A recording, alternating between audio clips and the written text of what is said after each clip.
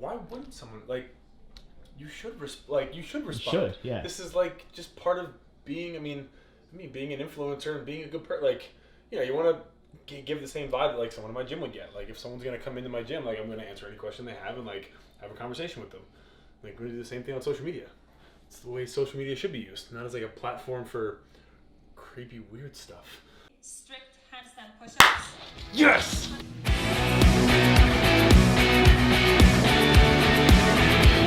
Game show.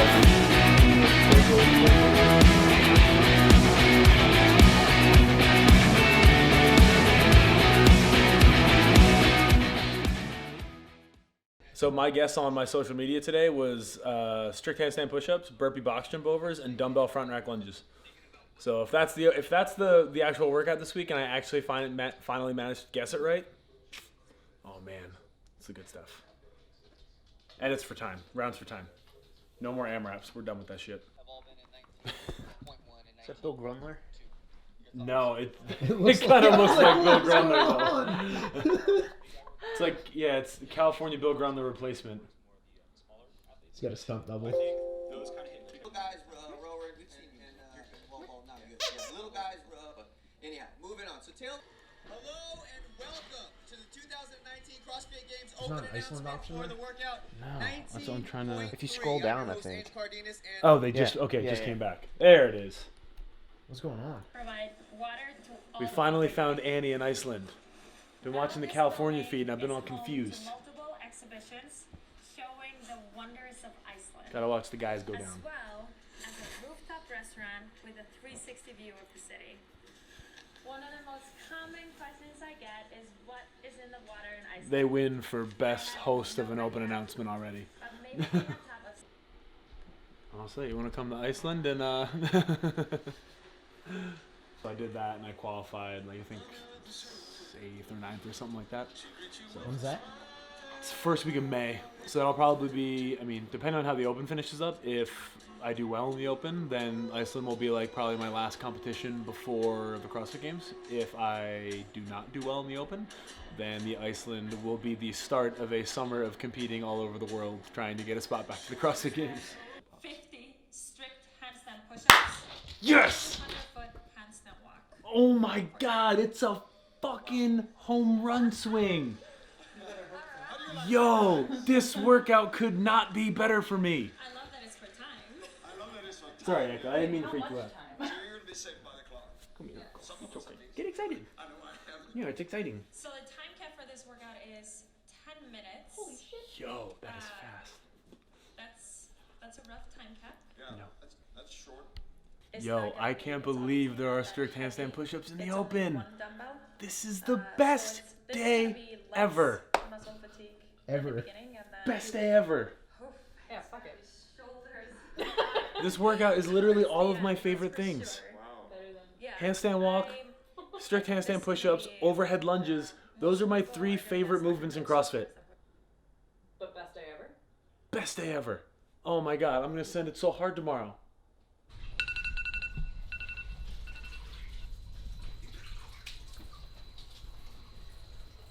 So the 5 a.m. morning ritual every day. Yeah, buddy, every day. One shot of espresso, get it going. I'm no Matt Frazier, but it works very well for me. Yeah, man. Just had breakfast. It's like 4:45 in the morning. Had eggs, some berries, had a scoop of protein, and then I've got meals for the day. So I'll have another breakfast, second breakfast, like 7:30, 8 o'clock this morning. Got some egg whites, oatmeal, a little bit of brown sugar, apple. That'll be my kind of pre-training meal later. And then I'll have some supplements, a little pre-workout before I go. And then I've got a meal for after the workout in the training session, 2 cups rice, 6 ounces of chicken, and then some vegetables. And that'll be it for the first part of the day. And 3, 2, 1, and go!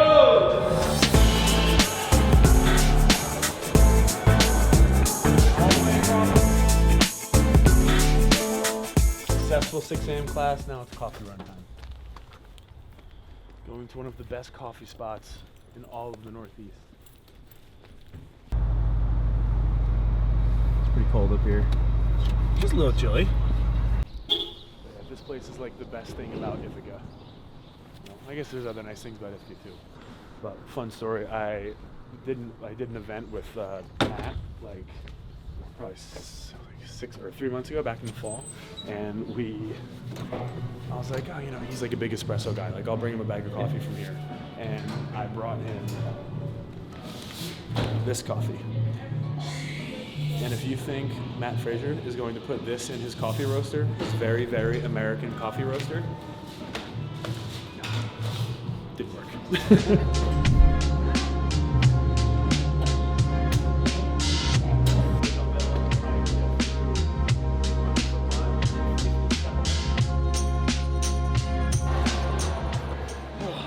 So a pretty standard warm-up for me. Like my go-to is 3 rounds, 15 cal salt bike, 10 bird dogs, 5 on each side, and then 5 cat cows. So just to really get my lungs going, get my legs going, and then also kind of warm up my spine nice and gently. And I'll do that 3 times through, do the assault bike a little faster every time. And then 5 inchworms with a bunch of push-ups, and then come on over, do my TheraBand exercises, and that's a pretty standard warm-up. So about 10 minutes in, do some more kind of direct workout related stuff and start soon. So if there was ever a workout programmed in the open for Tim, would it be this workout? Pretty close. Yeah. Handstand walk, strict handstand push up. Can't get better than that, man. You should do well. Yeah, this would be good. Yeah, he was stoked. If there's a workout that could come out of the hopper, that's perfect. Handstand push-ups right into handstand walking, this is perfect. It's great. Yeah. We'll see.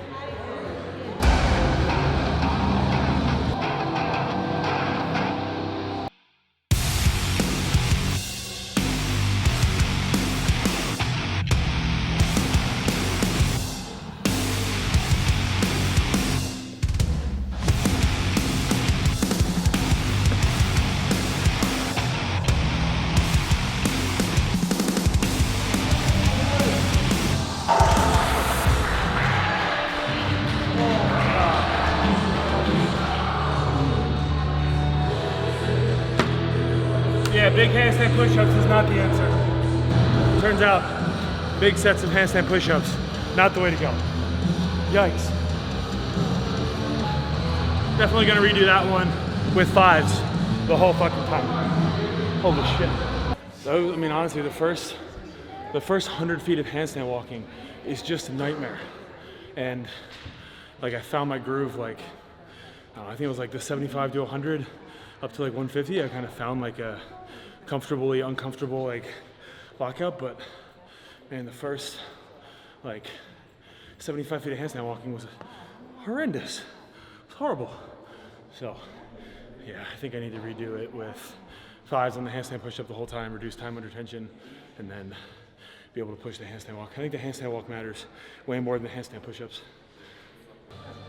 So like, yeah, what like I've done during the open recently is, for the last couple of years anyway, I'll train basically Sunday to Friday. So on Sunday I will retest the workout, and then I'll train hard Monday, Tuesday, Wednesday.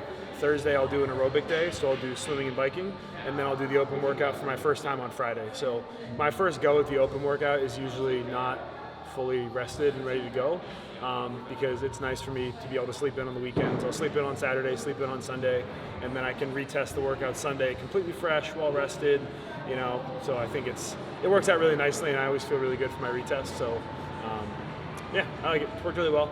So for now, I'm just gonna do a cool down. So do a 2-minute easy row, and then 30-second pull-up bar hang.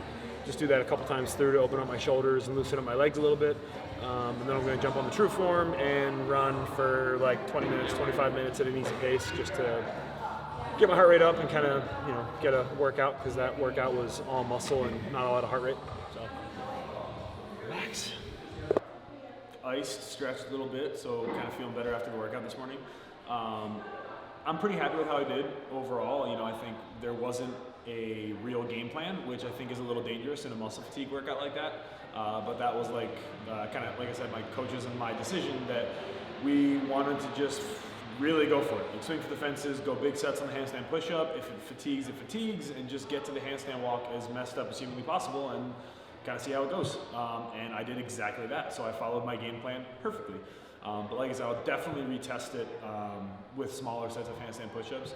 The shoulder fatigue on the handstand walk was really all that mattered in that workout to me. The 2 buy-in elements, the leg destruction, were nothing really. I feel like that's a pretty repeatable effort for guys of my size. Like, you're going to be in that low 4-minute range. Maybe a shorter guy is going to be a little slower, like 420-ish, but for the most part, we're all going to be right around the same. And then handstand push-ups, it's kind of you either have it or you don't. Like, you can either do 50 handstand push-ups in 2.5, 3 minutes, or you can't. And that's going to be like determining factor number 1. And then obviously after that, it becomes how well can you handstand walk under serious fatigue.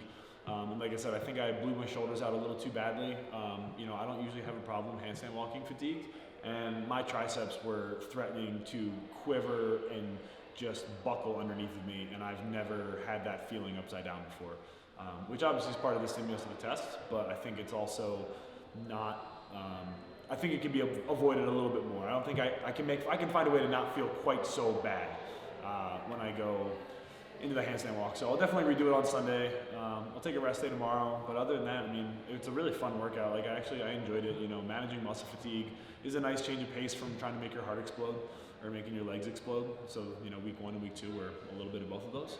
So yeah, happy with it. Then plans for the future. So I'm planning on going to Iceland and competing at Reykjavik CrossFit Championship, whether I qualify through the Open or not. It's going to be hopefully my last hurrah for the season. So I'll basically compete in the first week of May, and if I've qualified through the Open, it will definitely be just a litmus test to see where I'm at in on an on-site competition setting. And then I'll probably spend the next 2 months after that training full-time for the games.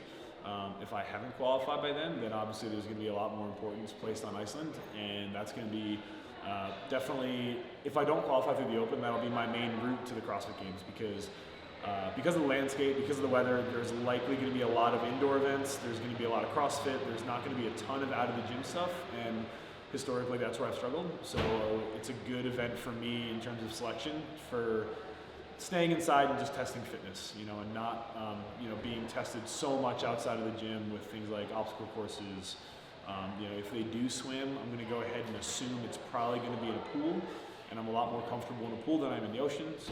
So that's kind of another benefit to that. So that'll be the beginning of the summer, and like I said, hopefully that'll be it, and I'll just be home training for the rest of the summer leading up to the games. If I don't qualify through the Open or through Iceland, then it's going to be a wild ride, and I'm going to be all over the place. Awesome, man. That's it. Sweet. Hopefully catch up with you in a few months Oh yeah, we'll be back. with, a qualifying spot. Yeah, seriously. Just doing some sick-ass games training, going over heavy shit, yokes, swimming in the lake, doing all that goofy shit.